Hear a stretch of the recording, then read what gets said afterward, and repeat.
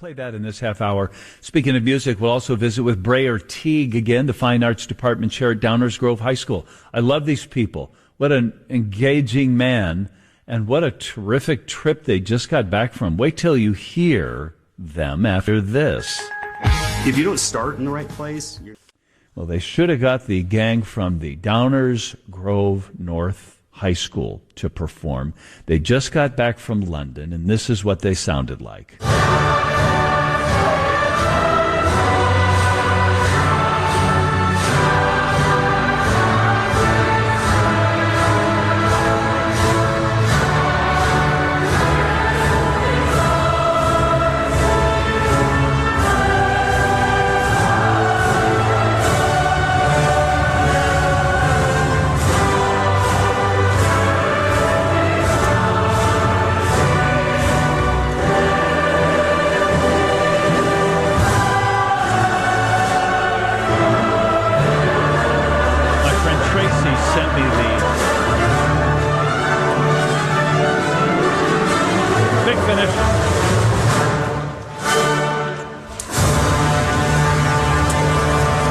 Tracy sent me the audio of this, said, hey, the kids from Downers Grove North just got back from a performance in England. And she sent me that, and I said, well, where are the kids? And she goes, no, that's the kids. That's the high school kids from Downers North singing, and then accompanied by a British youth orchestra, the very best young musicians there, performing with some terrific singers. Welcome back, Brayer Teague. Congratulations. How are you today? Good morning, John. Well, when you said good afternoon a moment ago, actually my body clock is feeling that because we just got off the plane from London last night at O'Hare. But thanks so much for having me this morning. Fine Arts Department Chair at Downers Grove North.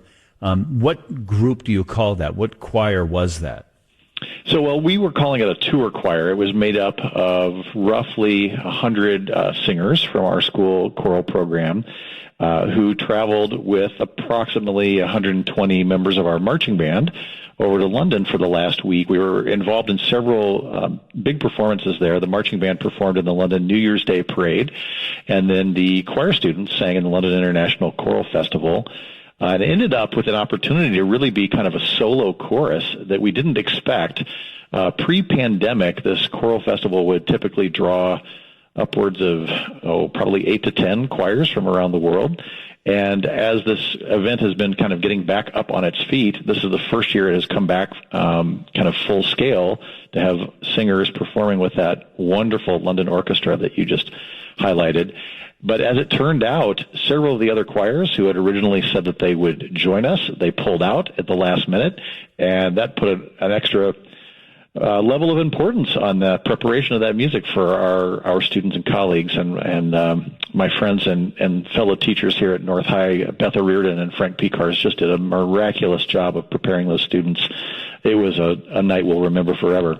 I was so happy for the kids. I was just so happy for them to not only be that good at their craft, but also to get an opportunity to showcase it like that. What was the venue? Is that a church they were in?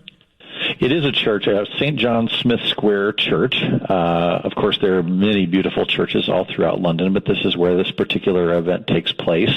When the choir arrived about a week ago, we had several opportunities to do some rehearsals at the Westminster Choir School, which was a really beautiful choral hall. So the students worked with the maestro of the orchestra and kind of an assistant maestro whose job was to prepare the choristers for the performance. In fact, that person had flown over to the Chicago area several months ago to work with us here on campus in preparation, which was a really, delightful experience. But they had several big rehearsals leading up to it, and then just one shot of a dress rehearsal with the orchestra the afternoon of the concert. But it just came off so well and so fun for our students to have the opportunity to learn and perform musical literature that is really so important to England as a country, and then to perform it right there. That piece, I'm sure many of your listeners thought, well, it sounds like graduation. That sounds like pomp and circumstance that we hear at every college and high school graduation all over. And that's true. It's the same piece, but it's Land of Hope and Glory by Sir Edward Elgar, and the Brits all know that as a national, almost a national anthem. And so that's where in the video that we shared with you, I think you saw online, you see all the British flags waving in the crowd, and it was just so much fun.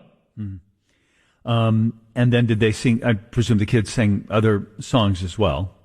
Yes, the concert was in totality about an hour and a half, so there was a lot of literature. That was just the last minute of it, which was why it was so impressive that the students tackled that music over the course of the first semester learning it. They programmed the concert much like a traditional choral orchestra concert in England, where they alternated between choral music and orchestral music throughout the whole evening to kind of give the singers a little bit of a break to recharge, because one of the things our students learn is it takes a lot of power to sing out over a live orchestra like that. Yeah, no kidding. Well, they were up to the task. And what a fun opportunity for them to experience another country, be in Europe.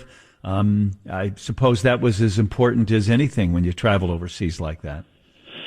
It really is. I was sharing with my own students during the course of this tour. I caught the travel bug when I was a 12-year-old. I actually had the chance to tag along with my father, who was planning a trip for his students to England back in 1980.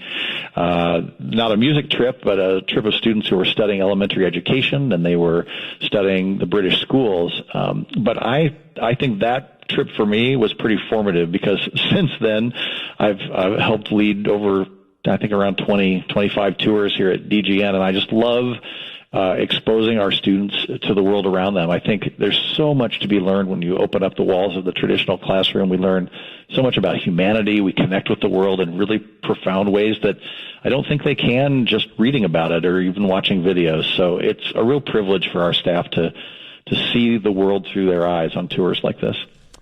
That's just great, Brayer. Congratulations to your colleagues there, to the kids, their families. What a financial and time and all kinds of commitment for them. Brayer Teague is the Fine Arts Department Chair at Downers Grove North High School.